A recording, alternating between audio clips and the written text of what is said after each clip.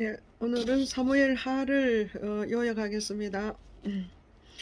사무엘 상에서 사울이 죽고 다윗이 등극하면서 이제 사무엘 하가 시작되는데, 다윗이 등극할 때 하나님께서 모든 원수를 멸하시고 다윗이 통치할 수 있는 바탕을 하나님께서 준비해 놓으십니다. 그러면서 어, 그 다윗이 다윗 스스로가 제거할 수 없는 사람, 그리고 그들이 있음으로 인해서 다윗이 통치에 방해가 되는 사람들, 위협이 되는 사람들을 하나님께서 일일이 다 제거하시는 거예요.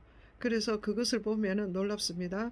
첫 번째, 사울이 죽었습니다. 그 다음에 사울의 세력을 이스보셋을 중심으로 해서 다스리던 아브넬, 권세 있는 자입니다. 그리고 이스보셋은 사울의 아들이죠. 이 사람. 그리고 또 보면은 나중에 그 세바가 또 반역합니다.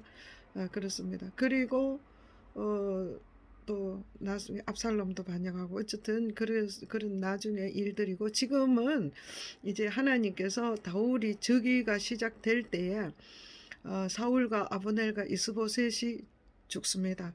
그리고 하나님께서 이제 다윗이 이제 이스라엘 백성들이 다윗을 왕으로 세웁니다.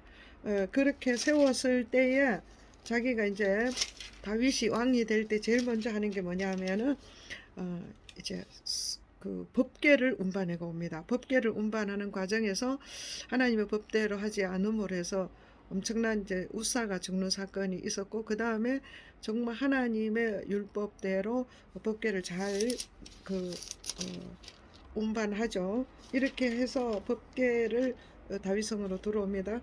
그리고 그렇게 했을 때에 보면은 어, 다윗이 이제 7장에 한번 가보겠습니다. 7장.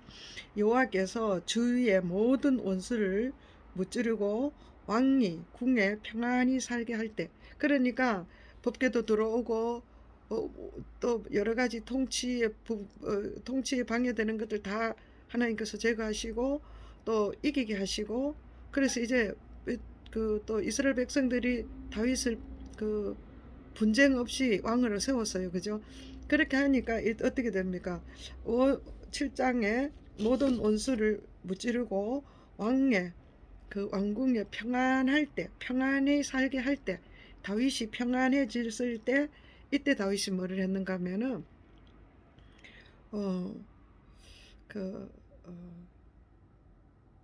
하나님의 그 집, 그러니까 성전을 건축하려고 마을 먹는 거죠. 그러니까 나단이 그렇게 해라, 성전 건축해라, 하나님께 이야기해봐라, 그렇게 이야기한 거예요. 그러니까 하나님께서 그 다윗의 마음을 받으시고 어떻게 하는가 하면 7장 8절에 가보면은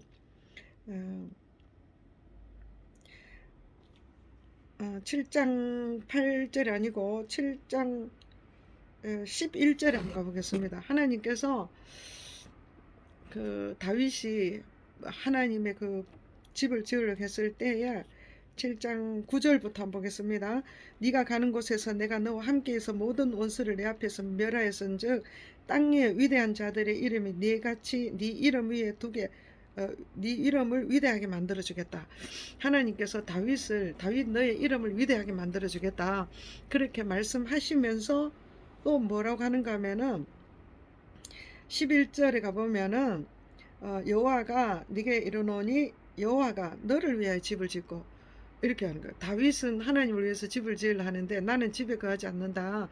그러면서 내가 너를 위해서 너의 이름을 창대하게 하고 너를 위해서 너의 집을 짓겠다. 하나님이 그렇게 이야기하는 거예요. 그러면서 이거는 왜 그러냐? 13절에 내 이름 왜 그러냐? 그는 내 이름을 위하여 집을 건축할 것이 아니고 나의 나라, 그러니까 그의 나라를 영원히 견고하게 해라. 하나님께서 다윗에게 집을 지어줄 뿐만 아니라 하나님의 다윗이 다스리는 그 나라를 영원히 견고하게 주고, 또 그 다음에 그 몸에서 날 씨, 그러니까 왕위를 계속 이어갈 수 있도록 그렇게 해주시겠다고, 그렇게 하나님께서 엄청난 축복을 하시는 거예요. 그럴 때 다윗이 어떻게 이야기하는가 하면은, 그 답례로 18절에 그 하나님의 말씀을 듣고, 하나님 여호와여, 내가 누구이게, 내 집이 무엇이기에 이렇게 큰 복을 주십니까 감탄하면서 29절 보면은, 이제 종의 집에 복을 주셔가지고 주 앞에서 영원히 있게 해달라, 내가 하나님을 떠나지 않고 하나님 앞에 영원히 있게 해달라고 그렇게 기도하는 거예요. 그러니까 그러면 이제 다윗이 이렇게 왕권을 시작합니다. 그러면서 8장 가보면은, 이제 견고하게 서면서 다윗이 하나님께서 함께하기 때문에 가는 곳곳마다 승리합니다. 그리고 번영하고, 이렇게 평안, 나라가 확정되고 승리하고 번영을 이루어갈 때에 다윗은 어, 요나단과의 약속, 무비보셋, 요나단의 아들 무비보셋을 이렇게 잘 보호해 주는 거죠. 그렇게 하면서, 그렇게 하고 이제 모든 것이 안정되어 가는 거예요. 그렇게 할 때에 또 대적, 그 이스라엘에게 그 대적이 뭡니까? 암몬, 블레셋 이런 사람들 다 이기게 하고, 10장 18절에 보면은, 어, 18절 19절 보면은 대단한 아람 군대들을 다 이기고 다윗이 승승장구할 그때에 11장, 또 그렇게 지금 다윗은 계속 전쟁을 해서 영토를 확장하는 그런 왕입니다. 그런데 11장, 그 해가 돌아와. 이건 무슨 해인가 하면은, 어떤 어, 그 매년 이렇게 해가 돌아오는데, 이 돌아오는 이 해는 왕들이 출전한 때라 이거죠. 그래서 이때 왕들이 출전할 때가 됐다 이거. 그런데 왕들이 이 해에는 반드시 출전을 해야 되는데, 다윗은 출전하지 않습니다. 그리고 부하들만 전쟁터에 보내고 자기는 왕궁에 남아 있음으로 일어난 사건이 바세바 간음 사건입니다. 그래서 이것을 여기서 다윗이 죄를 지었습니다. 그럴 때 나단이 와서 지적해 줬을 때 그 다윗이 완전히 회개를 한 거예요. 그렇게 회개했는데 나단이 어떻게 하는가 하면은, 다윗에게 뭐를 말하는가 하면은, 12장 9절 보겠습니다. 여호와의 말씀을 업신여기고 나보기 악한 일을 행하 네가 내 칼과 헷 사람 우리아를 치되 암몬 사람의 칼로 죽이고 그의 아내를 빼앗아 네 아내를 삼았다. 내가 이제 네가 나를 업신여긴 거로 헷 사람 우리아의 아내를 빼앗아 네 아내로 삼은즉 칼이 내 집에서 떠나지 않게 하겠다. 이 말이 뭡니까? 다윗이 우리아를 아내를 취하고 우리아를 죽이고 이런 악한 죄를 범한 것이 뭐냐 하면은 하나님을 업신여긴 거다. 이렇게 이야기하는 거예요. 그러니까 이것을 다윗이 그대로 받습니다. 그대로 받아서 13절 그거를 이해를 한 거죠. 그걸 깨달은 거죠. 그 말씀을. 그래서 내가 여호와께 범죄했습니다. 다윗이 고백하는 거예요. 바세바와 우리아에게 죄를 지었는데 그것이 결국은 하나님께 범죄한 거다. 하나님은 또 그 악한 것을, 네가 그렇게 악한 그 우리아를 죽이고 바세바를 범하는 그 사건은 하나님을 업신여기기 때문에 네가 그런 짓을 했다. 이렇게 이야기하는 거예요. 그러니까 다윗이 그 부분에 대해서, 그렇습니다 하나님, 내가 하나님께 범죄했습니다. 이렇게 이야기하는 거예요. 이것이 우리가 보기에는 이거 좀 이상하게 느껴지지만은, 이것이 하나님 중심의 사람은 이런 거죠. 우리가 뭐 상식적으로 보면은 바세바한테 죄를 지었고 우리한테 죄를 지었는데 우리한테 죄짓도 안 하고 하나님께 죄 지었다 이렇게 이야기하는 거예요. 그러니까 우리가 이 땅에 사는 한 동안도 우리가 죄 짓는 것은 하나님을 업신여기는 것과 똑같다. 이렇게 우리가 볼 수 있습니다. 그러면서 이 다윗이 이때 회개하고 하나님 그 범죄로 인해서 그 다윗의 삶이 이때부터 정말 힘들어지는 거예요. 개인적으로 힘들어지면서 이스라엘이 힘들어지는데 여기 보면은 이것을 우리가 또 잘 봐야 됩니다. 보응하는 거. 그래서 하나님이 구약에는 그 죄는 용서하지만 보응이 있습니다. 이 칼이 멈추지 않는다. 그래서 그 뒤로 그 아들이 죽고 그 암논 사건이 일어나서 암논의 그 강간함으로 압살롬이 암논을 살인하고 또 암논이 또 다윗을 반역하고 그래서 다윗이 도피 생활을 하고 또 다윗의 충신도 반역하죠. 아이도벨 이런 사람들. 예, 그리고 모압 이렇게 아니 이렇게 반역을 하죠. 그 다음에 또 어, 사울의 그 뭡니까 종족 가족들 남은 자들이 시므이 이런 사람들이 막 다윗을 저주하는 거예요. 이렇게 할 때 그 다윗이 어떻게 했는가 하면은 그 첫 번째 자기가 그 바세바와 그 사이에 낳은 아들이 죽습니다. 그죠? 이런 일들이 있을 때 다윗은 어떻게 했는가 하면 여기에 대해서 한마디도 불평이 없었습니다. 아이가 죽기 전에는 금식하고 하나님 앞에 매달렸지만은 그가 죽을 때 얼굴을 씻고 밥을 먹고 그렇게 했고 암논도 그렇게 전부 다 이 또 심지어 압살롬이 죽고 난 뒤에 내 아들 압살롬하고 엄청나게 슬프게 울었습니다. 그 아들에 대한 애통함이 있었거든요. 사실 뭐 반역하고 얼마나 지금 그 이스라엘에게 엄청난 피해를 주고 했지만은 다윗은 그 아들을 아꼈습니다. 그리고 그 아들이 죽은 것이 자기의 마땅하다 이렇게 생각한 거죠. 하나님께서 말씀하신 그대로 되었다. 그렇게 했게 되면은 이것은 뭐냐 하면은 다윗의 삶 속에 다윗의 심령 안에 하나님이 주 되심을 철저하게 인정한 거예요. 그래서 하나님이 하셨다. 그렇습니다. 그거를 기꺼이 받아들이는 거예요. 그래서 이제 이런 거 그다음에 또 그 압살롬 전쟁에서 이겨서 돌아왔을 때에 또 어떤 일이 있습니까? 세바의 반란 사건이 있습니다.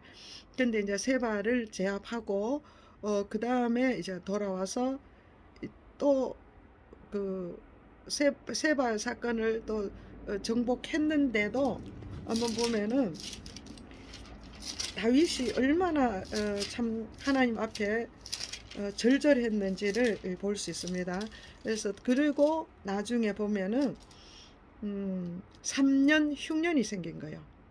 그래서 이거 왜 그러냐 그랬더니 하나님께서 말씀하시기를 기브온 사람들 때문이다. 그래서 기브온 사람들에게 이런 기브온 사람들의 관계 속에서 하나님께서 정리해라는 거예요. 그래서 그것 때문에 3년 흉년이 기근이 생긴 거예요. 한번 기브온 사람들이 21장 4절에 보면은 21장 5절에 기브온은 이스라엘과 동맹한 나라죠. 그 동맹했는 나라들을 그를 지켜줘야 되는데 사울 왕 때에 사울이 우리를 학살했고 기브온 사람들을 학살했고 멸했고 또 이스라엘 영토에서 쫓아내고 또 막 모함하고 이렇게 했다 이거예요. 그래서 이들이 아주 막 그 하나님 앞에 부르짖었겠죠. 이러니까 하나님께서 이들이 원하는 것을 들어줘라. 그래야 이 땅에 기근이 없어지겠다. 이렇게 이야기하는 거예요. 이거 왜 이러냐? 하나님은 언약의 하나님이시죠. 그러니까 이스라엘이 기브온과 동맹을 어쨌든 그들이 속였던 어쨌든 동맹을 맺은 거예요. 그러면 동맹에 대한 책임을 져야 되는 거죠.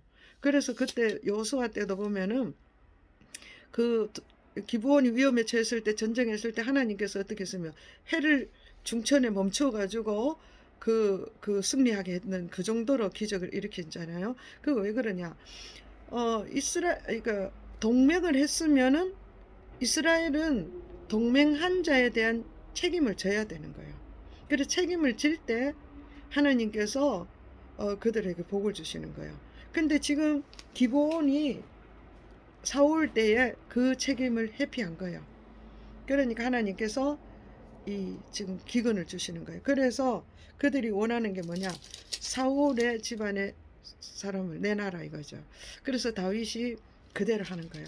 그래서 이런 걸 보면은 그렇게 하면서 다윗이 하나님 앞에 얼마나 철저하게 순종하는 사람인지를 이제 우리가 사무엘 하를 통해서 우리가 알게 됩니다. 그러면서 다윗이 22장 승전과 다윗이 모든 22장 1절 보겠습니다.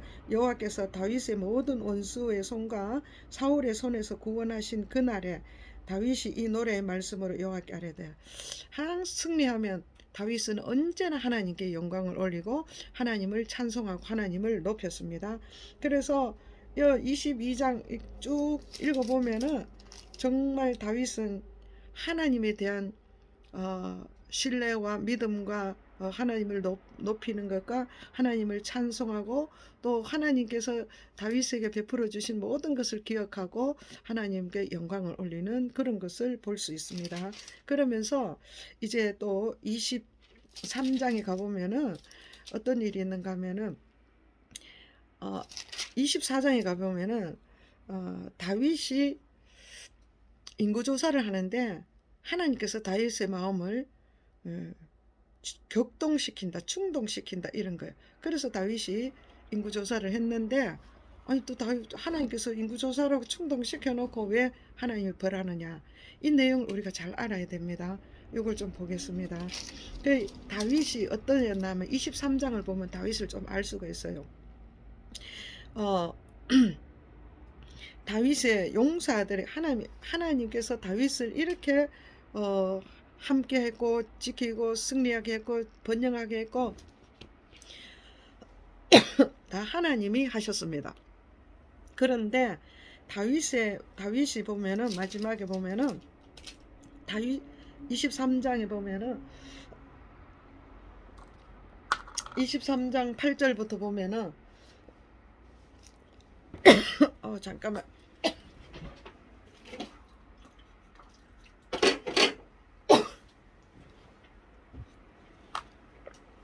죄송합니다.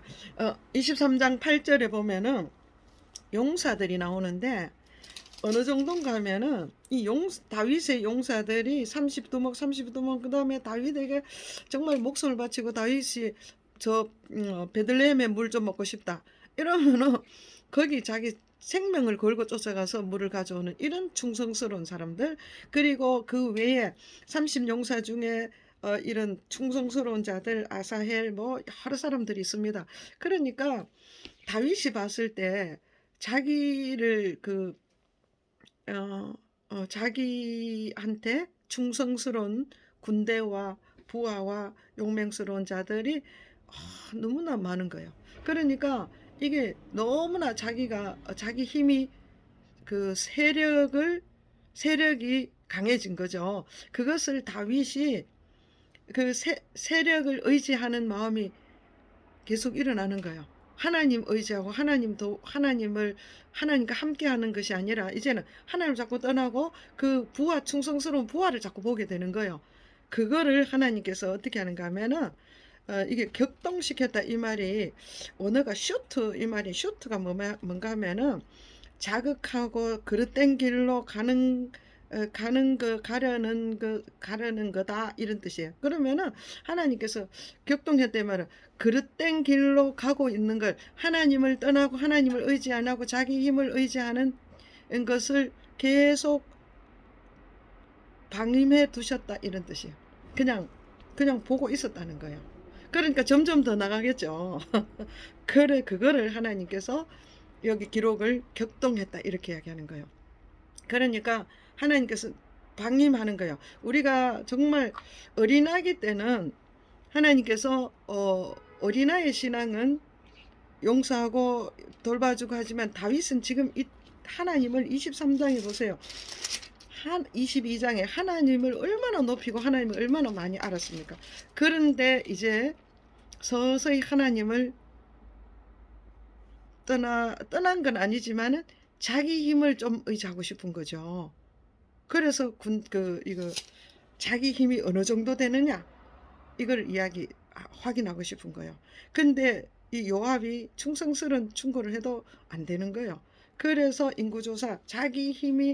인구조사는 군사를 조사하는 거 아니에요. 그 자기 힘의 세력을 한번 확인해 보고 싶었는데 하나님이 내버려 둔 거예요. 왜냐?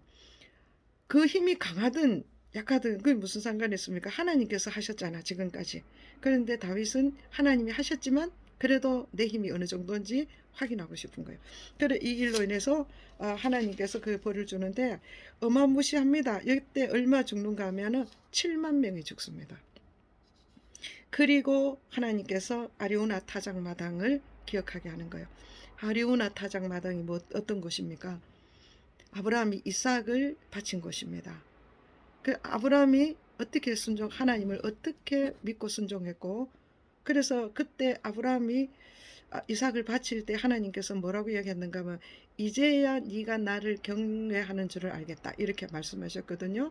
그러니까 네가 하나님 앞에 경외해라 이거죠, 다윗이. 우리 아리우나 타작마다. 그리고 또 이곳이 나중에 예루살렘이 되는데 이곳이 예루살렘이에요. 근데 이 예루살렘에 뭐가 세워집니까? 성전이 세워지잖아요. 솔로몬 때에. 그렇게 해서 이것이 굉장히 중요한 것입니다. 그래서 성전이 이곳에 세워졌다. 그러면 성전이 있는 곳에 뭐 하는 곳이에요? 성전은 하나님의 제사 드리는 곳이잖아요. 그래 하나님을 경외하는 곳입니다. 그래서 결국은 하나님이 다윗에게 여호와를 경외하라 이것을 가리키는 거예요. 그래서 여호와를 경외했을 때에 그 모든 전염병이 그치는 이런 일이 있습니다. 그래서 우리가 어, 여기서 우리가 좀 살펴봐야 되는 것은 아무리 하나님 마음이 아파하고 믿음으로 살고 하나님께 충성스러운 쓰임을 받을지라도 죄에 한번 노출되면은 그 죄가 얼마나 악할 수 있는지를 보여주는 거예요. 다윗의 죄가 엄청 악합니다. 그 다윗이 짓는 죄 과정을 보면은 그러니까 우리도 마찬가지죠. 죄에 노출되면은 그 죄를 덮기 위해서 정말 상상할 수 없는 악을 저지를 수도 있는 존재예요.